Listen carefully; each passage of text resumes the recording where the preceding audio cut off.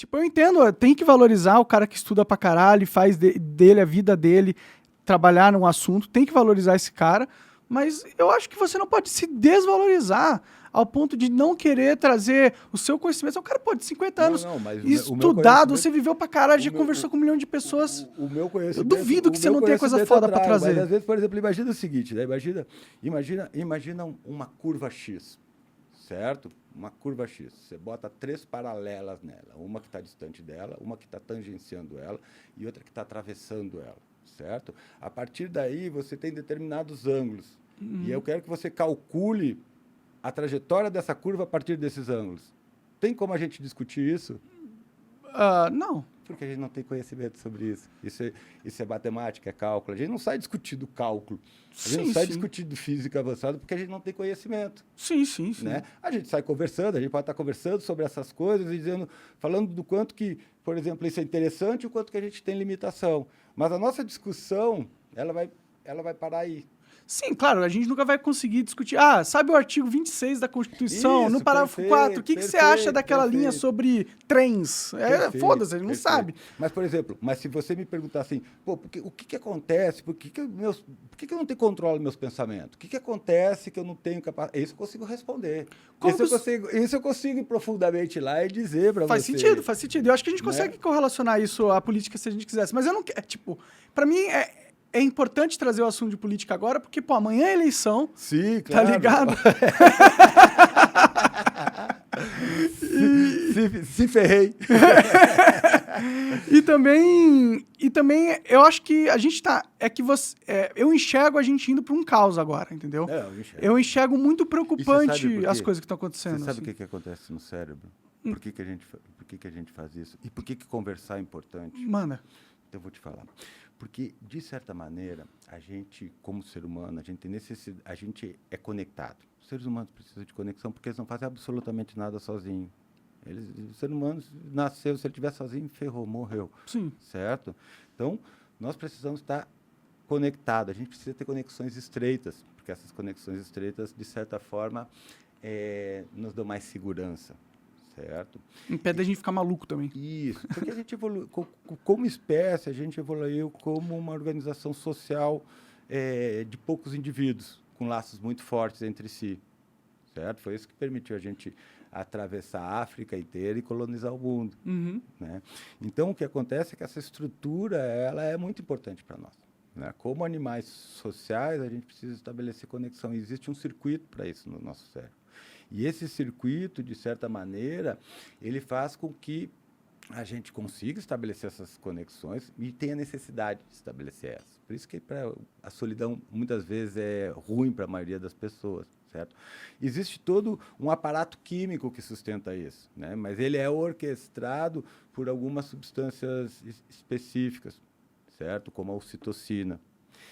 Vasopressina também vai ter uma influência nisso, mas eu não vou entrar em detalhes sobre isso. Então, o que acontece? Quando a gente está conversando aqui, eu e tu, a gente fala coisas que a gente concorda, que não concorda, mas quanto mais a gente vai falando, lentamente nosso cérebro vai liberando mais ocitocina. No final da conversa, pode ser que a gente esteja simpatizando um com o outro. A gente troca o telefone, fica conversando, você diz, cara, hoje eu entrevistei um cara legal, maneiro, estou aqui fazendo isso, certo?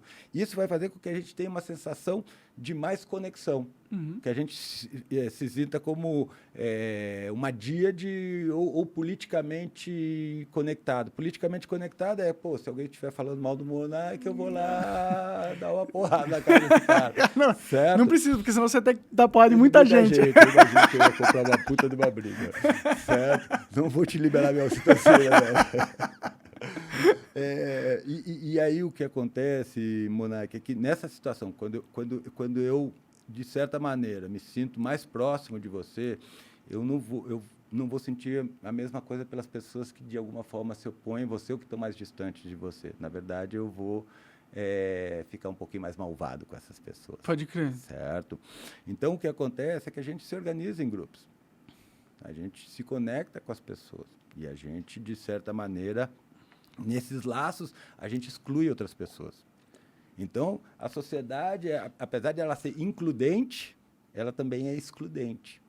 Eu diria que ela é mais excludente do que includente, viu? Eu acho. E por isso que a gente trabalha, né, para criar essa percepção.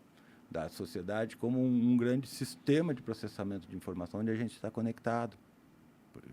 O importante numa democracia é você incluir as pessoas, né? E o grande problema da nossa democracia é que ninguém se sente incluído. Com razão. Nem os pobres, nem a classe média e nem os caras que não nós, que estão no topo da pirâmide. Os bilionários, eles não se sentem incluídos. Inclusive, eles não querem estar incluídos. Eles querem estar acima. Mas a gente já faz parte dessa faixa, em alguns aspectos. Porque tem muita gente abaixo de nós, Monark. Desculpa, Monark, você é elite. Elite, não só elite financeira. Não é disso que eu estou falando. Você é elite em vários aspectos. Eu sou muito bonito, eu sei. Alguém deve achar. Né?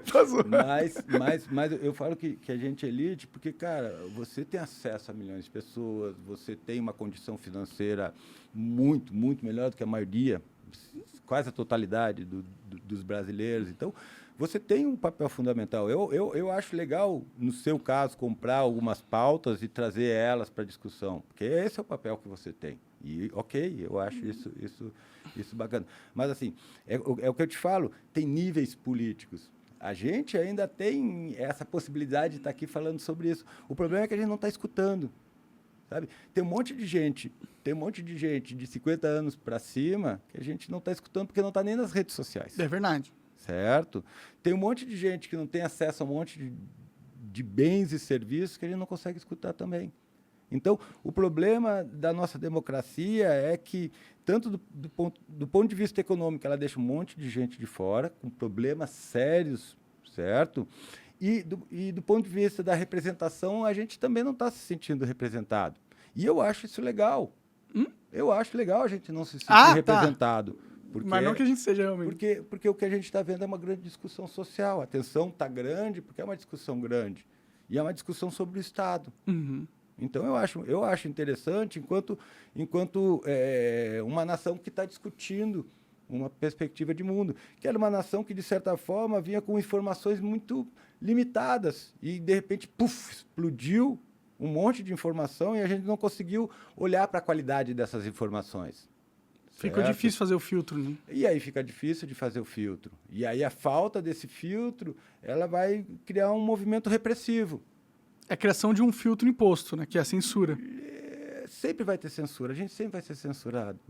Desde que a gente nasce, a gente vai ser censurado. A gente tem que se desenvolver para aprender a fazer o poder dobrar sobre ele mesmo. Certo? Então, eu costumo dizer, Monark, que a gente pode falar qualquer coisa, desde que a gente saiba como colocar essas coisas. Qualquer coisa não. Mais qualquer ou menos, coisa cara.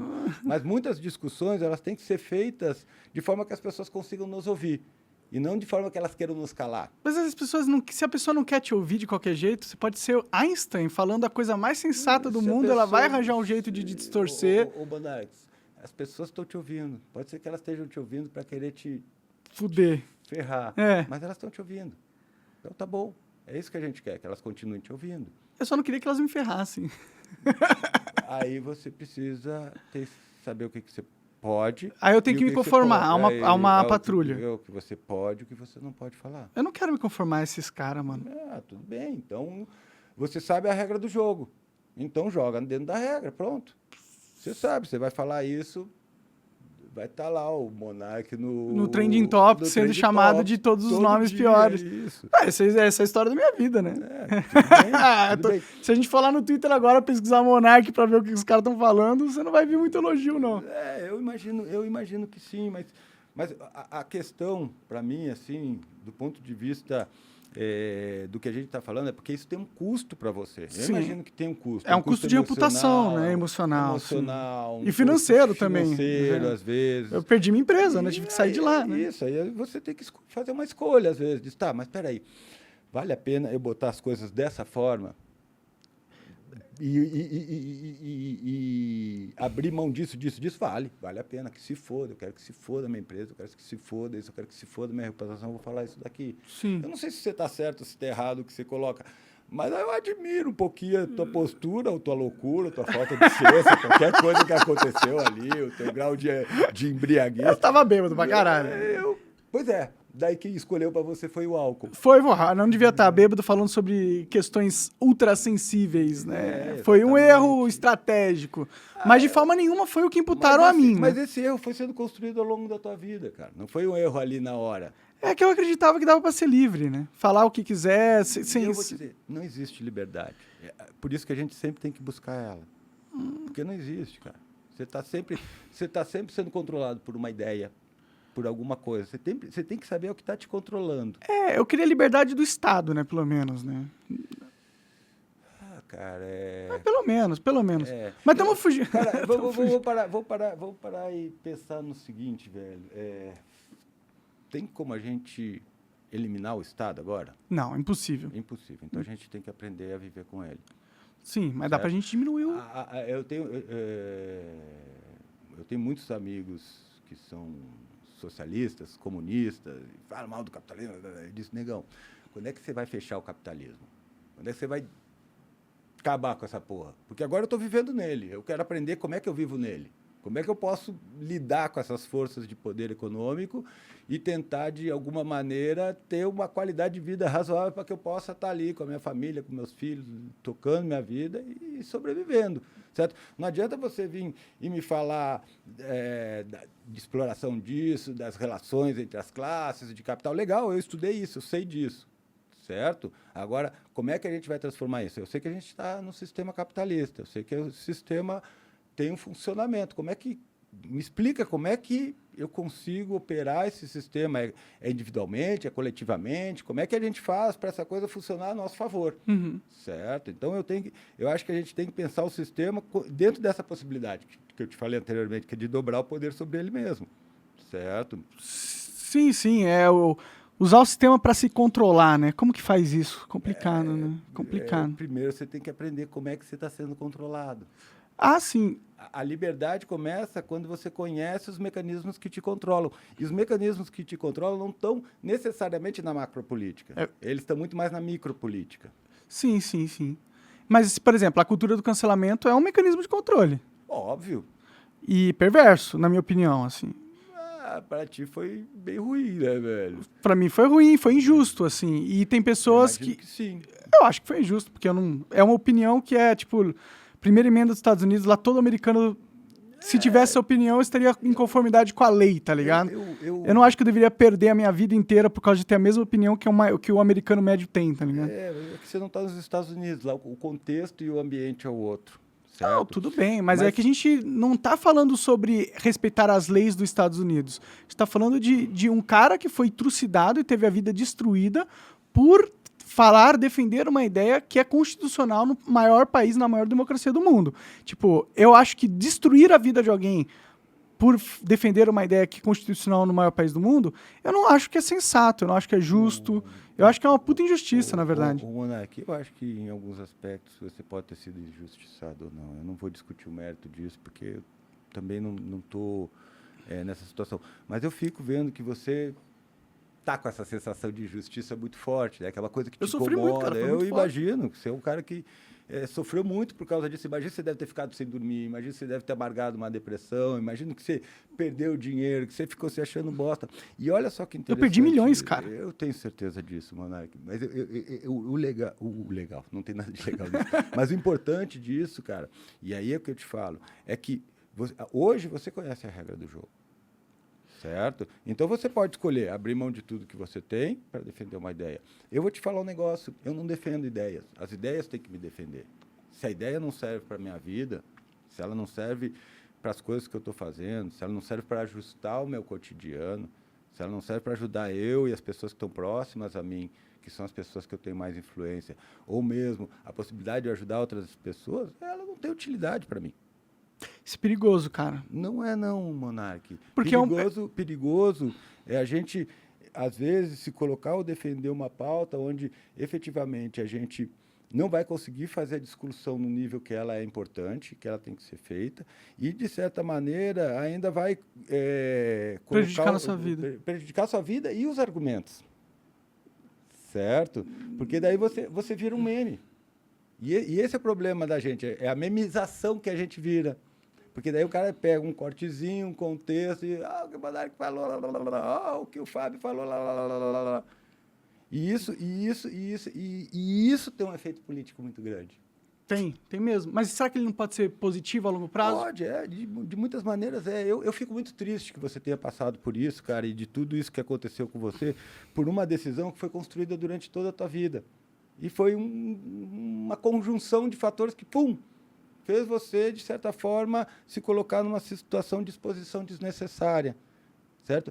De uma pauta que eu acho que é uma pauta importante, que é uma pauta interessante, que tudo bem, você tem suas opiniões, você conduz com ela, mas eu quero ouvir a tua opinião sobre isso, certo? Porque você é um cara que é um comunicador, você construiu uma coisa bacana, você vem de uma geração que pegou essa transição das mídias, né, velho? A televisão perdendo influência e o YouTube, a internet ganhando muita influência. Sim. Então eu quero ver o que você tem para falar, eu quero ver da tua experiência com isso, como que isso impactou na tua saúde. Isso é importante, sabe, cara? E aí a gente vê como que a política atravessa o individual. Uhum. Hoje e amanhã vai ter gente com raiva, com ódio, brigando com o irmão. Nossa, amanhã vai ser um caos tremendo, cara. Eu tô extremamente preocupado com amanhã. E é disso que eu falo, certo? Porque você tá operando uma coisa num nível que não é saudável. Acaba com a discussão. Acaba com a possibilidade da gente, de certa maneira, ouvir as pessoas. Mas eu acho que isso é uma coisa que faz parte de um processo de organização. Certo? Eu também acho. Eu acredito que isso que você passou, que outras pessoas passaram e que muitos vão passar, faz parte de um processo de organização de como que as informações trafegam. Você acaba de assistir um corte do Monark Talks. Agradeço demais, mas se você quiser ver o vídeo na íntegra e acompanhar ao vivo todas as transmissões, você tem que ir lá no rumble.com/monark para não perder nada. Segue a gente lá.